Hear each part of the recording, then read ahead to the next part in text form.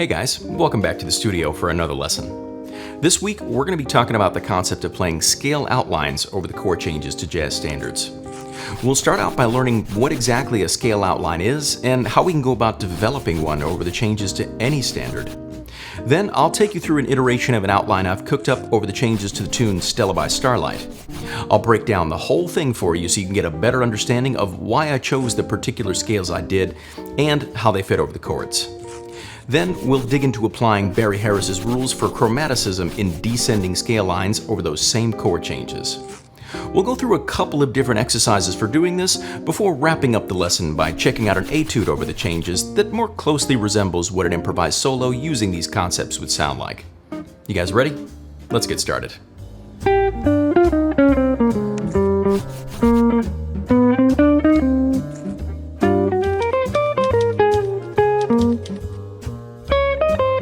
When I was first learning how to improvise over changes, I was taught about chord scale theory. The core concept behind that system is that every chord has its own scale that we can use to play improvised lines. This isn't a bad system in any way, but in my opinion, it kind of misses the forest for the trees. What I mean is, rather than focusing on playing individual scales for every chord, we should instead be looking at how to make our scale practice actually sound like the harmony of the tune. To do this, we end up simplifying the changes a bit, or using some composite scales that more accurately represent the sound of particular chord changes. I learned about this system from watching videos of the late great Barry Harris's masterclasses from the 80s and 90s. And most famously, he taught this concept over the 12-bar blues, which we've actually gone over here on the channel as well. But we can actually apply the concept behind it to any set of changes with a little bit of tweaking. Check out this scale outline over the changes to Stella By Starlight, and then we'll break it down together.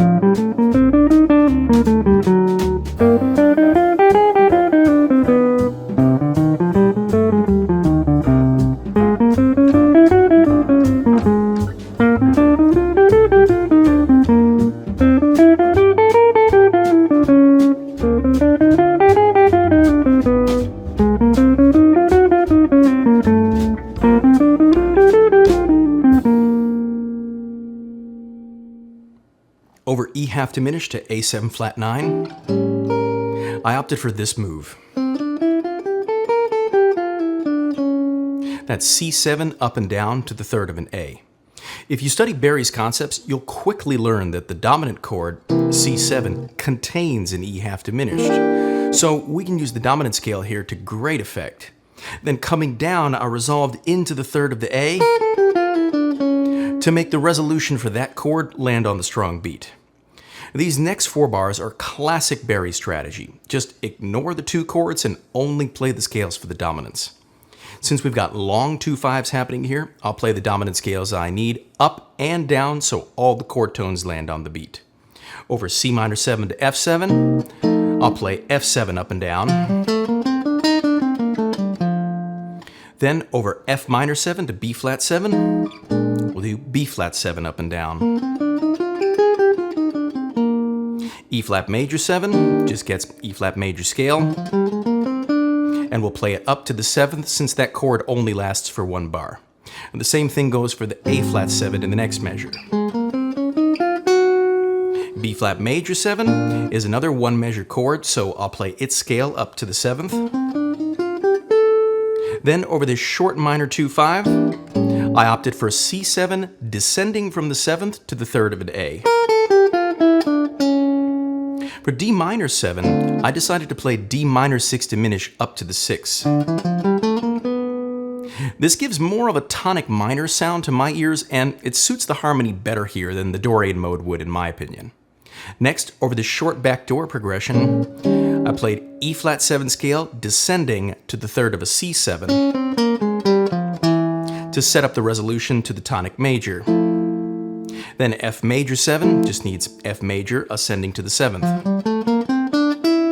Then we get a repeat of this short 2/5, from earlier, so I'll use the same strategy that I did last time. Over this long 2/5 that takes us to the bridge, I'll play F7 up and down to the third of a D7. Again, this works because A half diminished is contained within the F7 chord, and I want to resolve it to the F sharp so that it fits the harmony clearly. For the bridge, we need something that's going to give us the sound of a G7 flat 13 or G7 sharp 5. I opted to make use of the dominant family here and play B flat 7, which is in the family of G7, and we'll play that up and down to the third of a G. That gives us all the altered notes that we need and then some. Over C minor 7, I went with C minor 6 diminished up and down.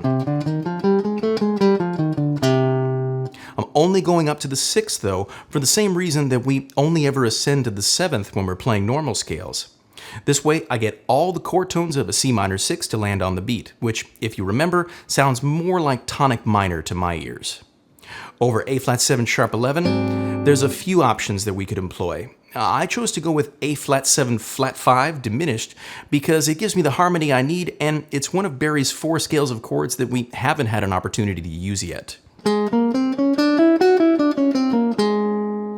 Then we'll play B flat major up and down over B flat major 7. To wrap things up, we'll use the same strategy over all these 2/5s that we have previously. In order, they go like this. C7 up and down to the third of A, B flat 7 up and down to the third of a G, A flat 7 up and down to the third of an F. Finally, we just need to play B flat major 7 up and down.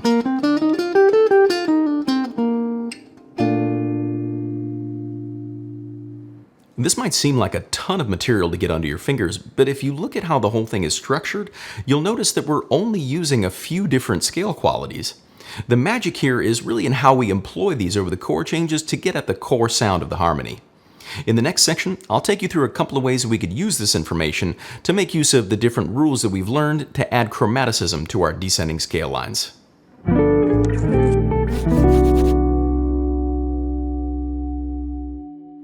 If you spend enough time listening to the bebop masters, you might pick out a common thread of a strategy that they employ. And typically, you'll hear lots of ascending melodic ideas using arpeggios built off the chords, resolving into some kind of descending scale run with added chromatic notes. Obviously, this is only one strategy you'll hear on those old recordings, but it's one we should do our best to master. In some of my previous videos, I've shown you guys how to use the rules for both dominant and major lines. Now we're going to put those to use and combine them using our scale outline as a jumping off point. In this next example, I'll show you how it works if we use the 1/2 step rule for every chord. Check out how that sounds now.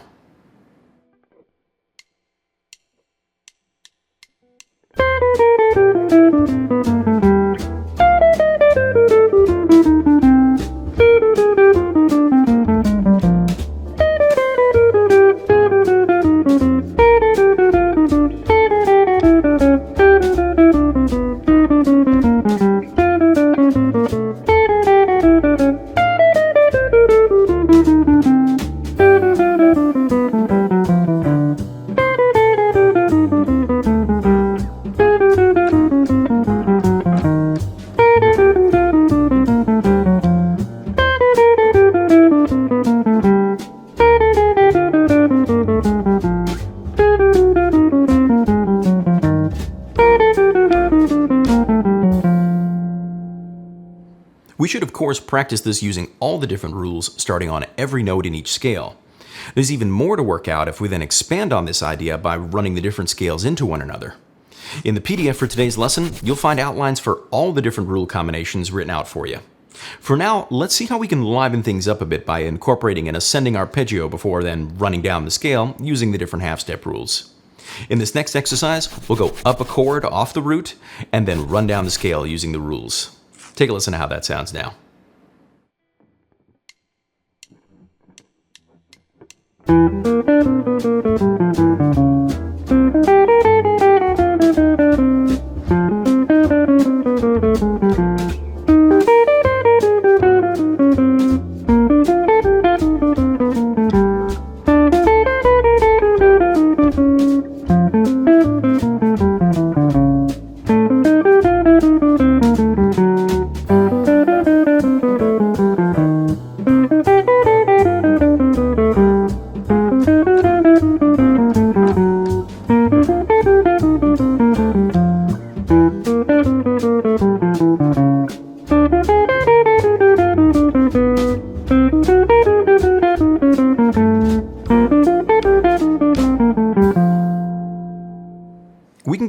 more mileage out of the exact same exercise if we turn the arpeggio at the start of each phrase into a pivot. Check out how that works.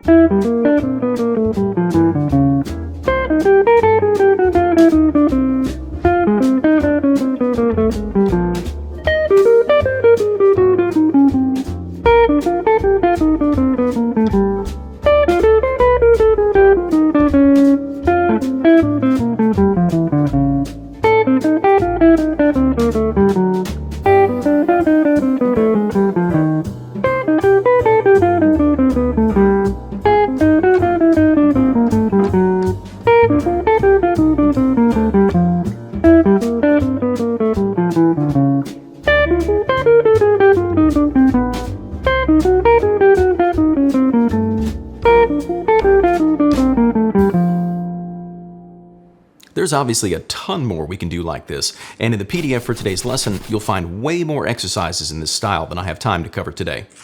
To wrap things up, I want to share with you an etude I wrote that employs all these different concepts over the changes to Stella.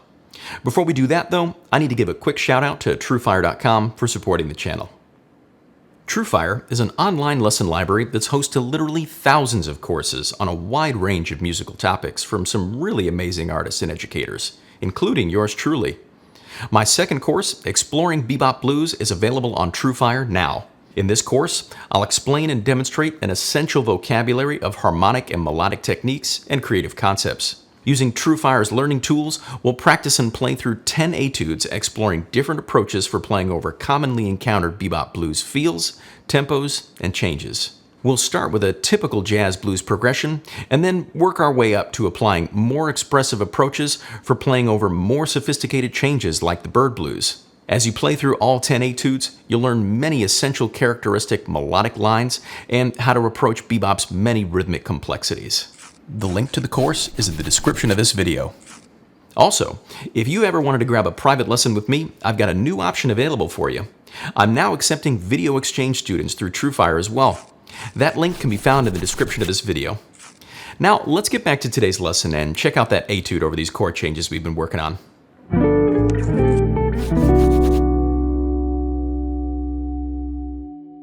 Just like always, this etude I'm prepared for you guys over the changes to Stella is designed to get you to see how these elements we practice can come together to make a really melodic solo that perfectly describes the harmony we're playing over.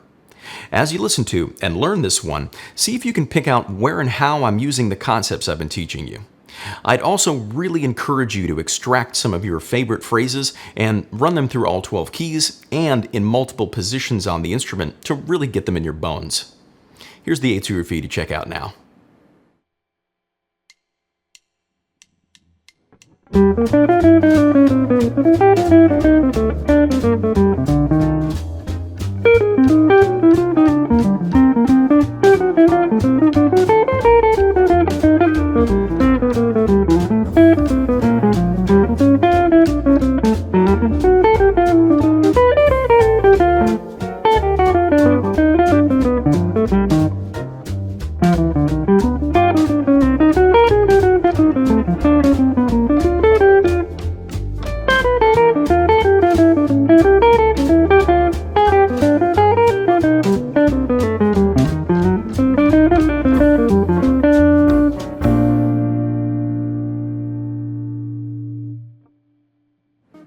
Thanks so much for sticking around all the way to the end of today's video. Let me know down in the comments what you guys thought of this lesson. I hope the material I've shown you today has given you a better idea of how to practice playing over changes in a way that emphasizes movement rather than strictly thinking about each chord individually. I remember learning about how to craft a scale outline for the first time, and it was a real light bulb moment for my development as an improviser. As always, if you did find today's lesson helpful, make sure you give the video a like, subscribe to the channel if you haven't already, and hit that bell for notifications too. If you want to get access to the PDF for today's lesson, you can grab that, along with the whole back catalog for all the videos on my channel for as little as $10 a month over at my Patreon page, or by just hitting the join button right here on YouTube. A special thanks goes out to Ron Maestas, Alf Collins, and Juan Doming for being studio fans.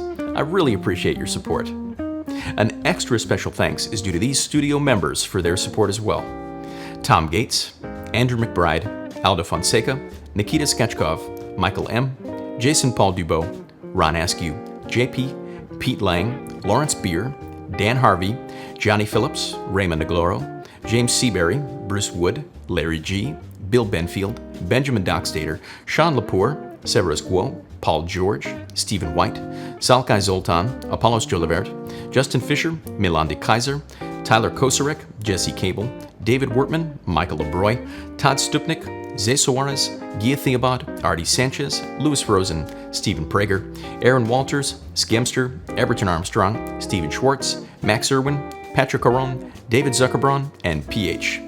An extra special shout out to Jazz Luminaire patrons Bill Jacob and Vibhav Babadi. Thank you guys all so much for your continued support. I'm David Shore, and thanks again for hanging with me at the studio today. I'll see you guys next time.